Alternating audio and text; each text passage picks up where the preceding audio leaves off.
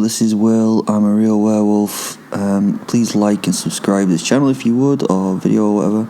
I've been asked to stop swearing by Louis, so as a favour, I'm going to stop swearing in this bit. Hello, my name's Will. Hopefully you've gone to my other interviews. I think this is interview 14 or whatever. I've been asked to talk about the stories of some of the kills that I've done, some of my memorable ones. So that's what I'm going to do. So this is one of my favourites. I love the artistic quality of kills and things like that. So this is me chasing a guy through woodland. It was so much fun. So I've written it down, so it might sound like I'm reading something. That's because I'm reading something, because if I try and do it just freely, it doesn't sound that good, okay? I've also eaten this morning, so I might belch a lot, but obviously I don't give a fuck what you think, to be honest. So let's get on with it.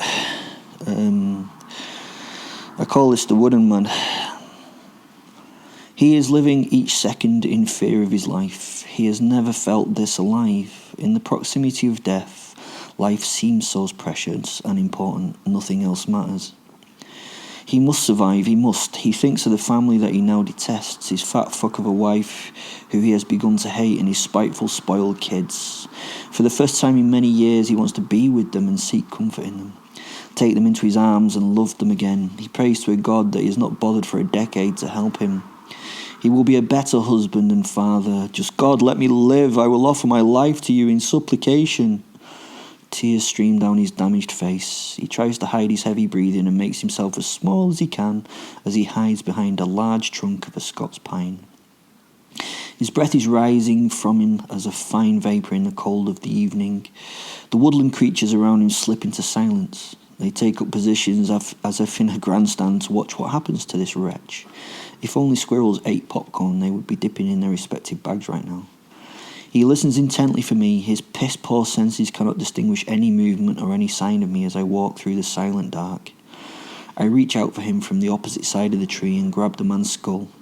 I pull him back bodily to the living wood. His feet lift the ground and his head smashes into the trunk, and I pin it there. He tries to turn his face away from the bark as I grind it slowly into the solid surface.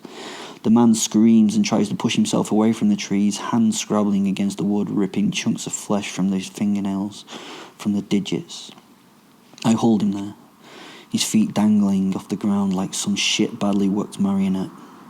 The rough surface of the wood acts like an organic cheese grater, rending the flesh from his skull randomly, but creating a very pleasing pattern of scratches and tears. This making of the visual runs in perfect synchronicity with these agonising cries. It's wonderful. I just enjoy the moment as is, but he soon starts to weaken in his fight to escape, and the moment becomes less fun. To improve the sensations for him and myself, I then start to squeeze him harder to the wood as I walk around it to stand in front of him and turn his head to look at me full in the face.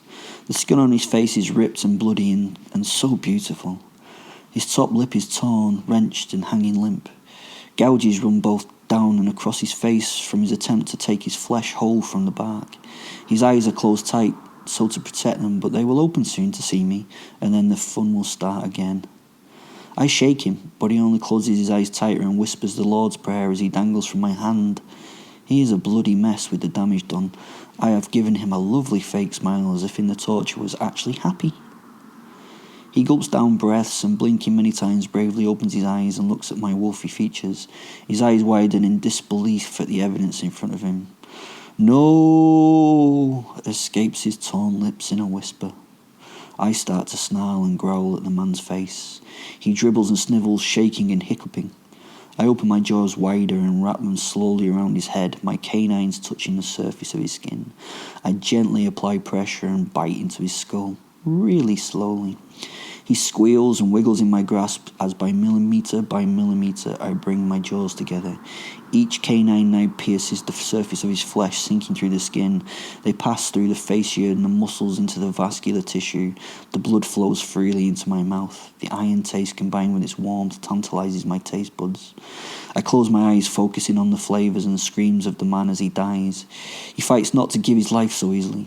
He kicks and strikes at me ineffectually, the teeth continuing their undeniable journey to where they will meet in one's finality.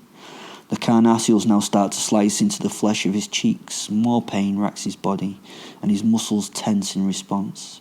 He lets out his distress in garbled yells. The canines touch the bone of his skull, and I continue the bite, which is somewhat like a tender kiss. A kiss that I offer this man as his last, a final moment of passion given to him in his death. I feel like I am drinking in his soul as he allows it to enter my digestive tract. He is close to the end now, close to the point of no return. His struggles become more energetic as he feels that his end is near. I continue the slow death kiss, my teeth pass through the sinuses. There are moments of frantic movement which then slowly dwindle to a stop, and he goes silent, limp, and then still.